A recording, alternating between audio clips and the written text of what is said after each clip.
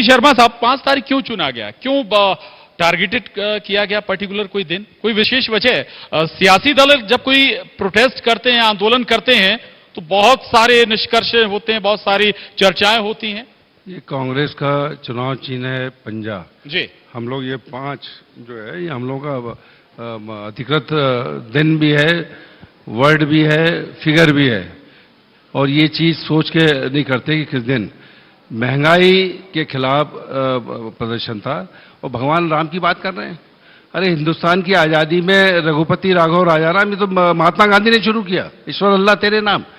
ये रोज भजन उनके वर्धा में या जहां भी रहते थे भजन होता था, और भगवान राम का भजन करने के बाद ही महात्मा गांधी बाहर निकलते थे। ये बात करेंगे।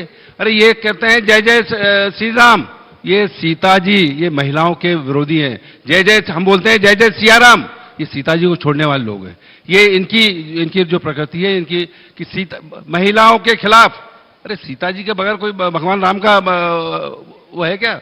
14 साल वनवास में सीता जी साथ रही, और ये सीता जी को छोड़ने वाले लोग हैं, ये महिला विरोधी लोग हैं कुल मिलाकर। और इसीलिए सोनिया गांधी, ठीक कहा था हमारे नेता गुलाम नबी आजाद ने, कि पुराने जमाने में जब युद्ध होते थे तो वहां कह दिया जाता था सेनाओं को कि अगर कोई महिला है, बुजुर्ग महिला है, तो उस पर हथियार नहीं उठाओगे, कोई बीमार महिला है तो हथियार नहीं उठाओगे। सोनिया गांधी 75 साल से ऊपर की उनकी उम्र, और बीमार, उनको 2-2 दिन ईडी बुला रहा है। वो एक कहीं बड़ा अच्छा वो आया था, ईडी। अच्छा, कोई बड़े पद पर किसी राष्ट्रीय पार्टी के का कोई अध्यक्ष हो जाता है अगर, तो क्या अपराध अगर किसी ने कोई किया है, कोई घोटाला है, तो फिर जांच भी नहीं होनी चाहिए, पूछताछ भी नहीं होनी चाहिए? जी। नेशनल हेराल्ड, इनको परेशानी उस हर चीज से है जो हिंदुस्तान की आजादी में लगे। गांधी शब्द लगा, नेशनल हेराल्ड लगा। पंडित जवाहरलाल नेहरू ने नेशनल हेराल्ड 4 भाषाओं में 1930 में निकाला, और वो अंग्रेजों के खिलाफ बात करता था, देश की आजादी की लड़ाई की बात करता था। लेकिन इनको इन सब चीजों से वो आजादी के पहले की चीज चर्चा करेंगे, लंबी निकल जाएगी। ठीक है, उस दिशा में नहीं जा रहा हूं। पीसी शर्मा साहब, ये सब चीजों के विरोध में। पीसी शर्मा साहब, हेराल्ड पर नहीं जा रहा हूं, के विरोध में, हेराल्ड पर नहीं जा रहा हूं। 38% शेयर कांग्रेस में राहुल गांधी, सोनिया गांधी के हैं। 24% शेयर, 24% शेयर मोतीलाल वोरा, ऑस्कर फर्नांडिस के। उस पर नहीं जाऊंगा साहब। मैं फिर कह रहा हूं, आप जो अपना पट्टा बता रहे हैं, ये तिरंगा, इसमें पंजा बना हुआ है, तिरंगे पर भी सियासत हो रही है, उसमें चक्र बना हुआ है। पशुपेश में डाल दिया क्या मोदी जी ने आपको? ना सपोर्ट कर पा रहे हैं, ना विरोध कर पा रहे हैं। तिरंगे से लेना देना क्या इनका? तिरंगे से लेना देना क्या? जब तिरंगा लेके लोग स्वतंत्रता संग्राम सेनानी लड़ रहे थे, तभी अंग्रेजों का साथ दे रहे थे। एकाध स्वतंत्रता संग्राम सेनानी बता दे भारतीय जनता पार्टी या आरएसएस कि ये स्वतंत्रता संग्राम सेनानी रहे हैं। ये इनका तिरंगे से कोई मतलब नहीं। ये तिरंगा पंडित जवाहरलाल नेहरू ने 25 जुलाई को 1930 में ये बताया था कि हिंदुस्तान का ये झंडा रहेगा, ये तिरंगा रहेगा। ये उनका दिया हुआ है, इनका क्या लेना देना। और जिस तरह से झंडा लगवा रहे हैं ये 20-20 रुपए में बेच रहे हैं, दुकान लगा दी। अरे कोई तिरंगे झंडे की भी कोई दुकान हो सकती है क्या? कोई दुकान हो सकती है क्या? अरे देना था तो फ्री देते, मुफ्त देते, निःशुल्क देते, और उसको लगाने की विधि होती है। जवाब ले लीजिए। आड़े टेढ़े लगा दिए, चौराहों पे लगा दिए। कल नेहरू नगर के अंदर जो गए वहां पे झंडा लगा दिया और 20 रुपए लाओ। अरे क्या है दादागिरी, क्या है ये? पीसी शर्मा जी, बच्चा पैदा होने से पहले दौड़ने लगता है क्या कांग्रेस में? ऐसी टेक्नोलॉजी है कोई आपके यहाँ? राहुल गांधी का क्या संबंध है स्वतंत्र आंदोलन से?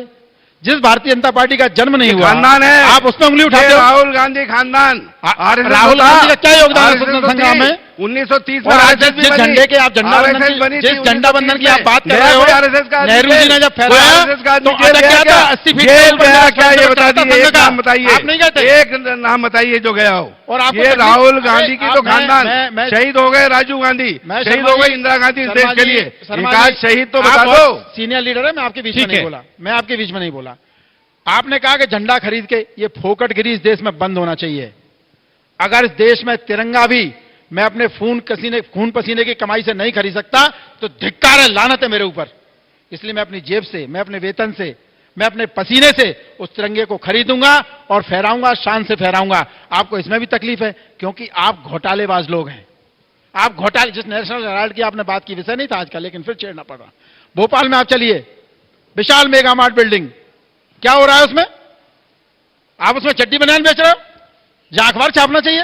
नहीं लोकेन जी, आप क्या मजाक करते हैं देश के साथ? लोकेन जी, आप 18 गाय को बता रहे साल, हो? लोकेन जी 18 साल आपकी सरकार थी, आप लोगों की नाक के नीचे सब होता रहा, आप लोगों ने एक्शन नहीं लिया। केवल एक बिल्डिंग नहीं, वहां पर बहुत सारी बिल्डिंग है जो प्रेस के नाम पर जगह ली गई, कॉमर्शियल उनमें इस्तेमाल हो रहा है। आप लोग क्यों इतना इंतजार करते रहे? शुभ काम शुरू हो गया ना। तकलीफ इसी बात की तो है कि उन्होंने गाय खरीदी, भैंस बता के बेच रहे हैं। ऐसे तो काम करते हैं कांग्रेस के लोग, अखबार चलाएंगे लेकिन उसने दुकान खोल दी परफ्यूम की। ऐसे नहीं चलेगा शर्मा जी। सत्य को सत्य कहने दो। राम राज यही कहता है कि सत्य की स्थापना करना है और उसका काम शुरू हो गया है। इसलिए जिनको रावण में आस्था है उनको सबको तकलीफ हो रही है। तिरंगा की बात हो रही थी, सबको तकलीफ हो रही है। कांग्रेस क्या थी? मेरा नहीं, कांग्रेस का आरोप है कि भाई आरएसएस के मुख्यालय में आपने 2002 तक क्यों नहीं फहराया तिरंगा? शर्मा जी, जिस झंडे की अभी बात कर रहे थे ना कि नेहरू जी ने फहराया, 80 फीट पे जाके अटक गया। मेरे संघ का स्वयंसेवक, मुझे गर्व है कि मैं हाफ पैंट पहनी जिंदगी भर।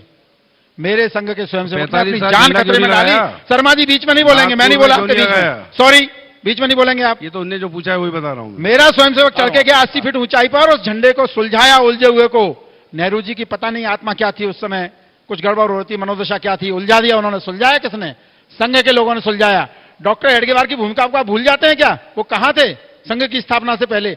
आप, मुझे लगता है आपको अध्ययन करने की जरूरत है।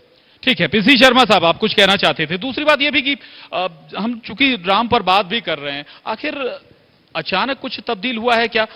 कमलनाथ जी जब से आए थे ऐसा लगा कि कांग्रेस सॉफ्ट हिंदुत्व की तरफ जा रही है।